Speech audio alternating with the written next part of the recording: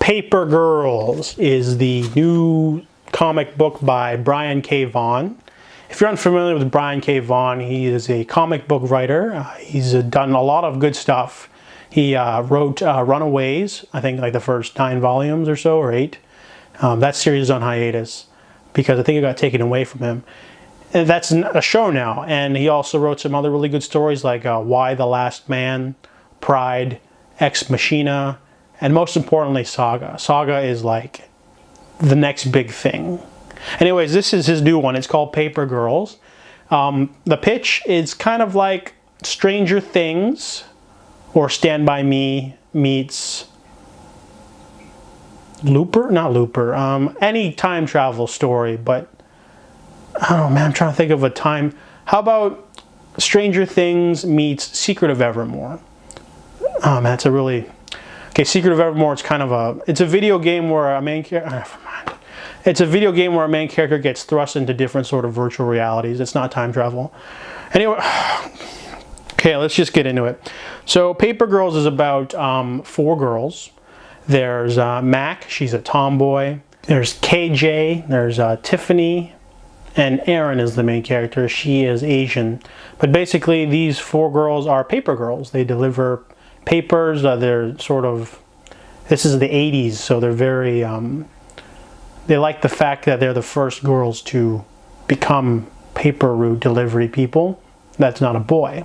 So early one morning on sort of Halloween morning, they're riding their bikes at 4:30 in the morning and they're sort of delivering. There's some kids out doing pranks and a couple of mummies, people dressed as mummies, attack one of the girls and to take her walkie-talkie.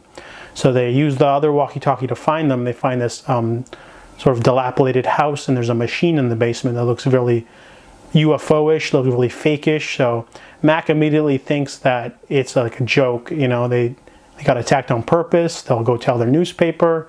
A big hoax, but then they get transported through time.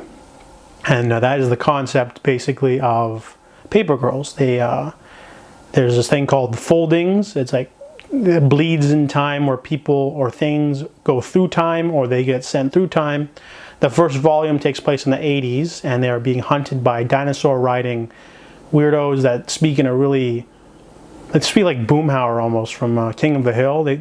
like kind of like that, and they're pursued, and it's a really interesting story. It's really out there. The first volume is all about that, and then the second volume they get transported to 2016, and where they bump into Erin's future self, and she helps them sort of find out what's going on, and then another Erin shows up, and then they get trapped in prehistoric time. And they have to help this cave woman rescue her baby. And there's like this scientist from the future. So Brian K. Vaughan usually only does 10 volumes. Runaways ended, I think, at volume 12, but different writers took over. Y: The Last Man and Ex Machina are both exactly 10 volumes.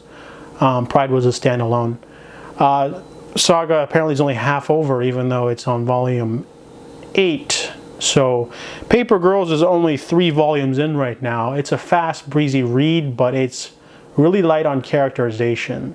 The artwork by Cliff Chiang is pretty good. It's simple. It works. You know, it's going for a very nostalgic feel for the first volume because they're in the 80s.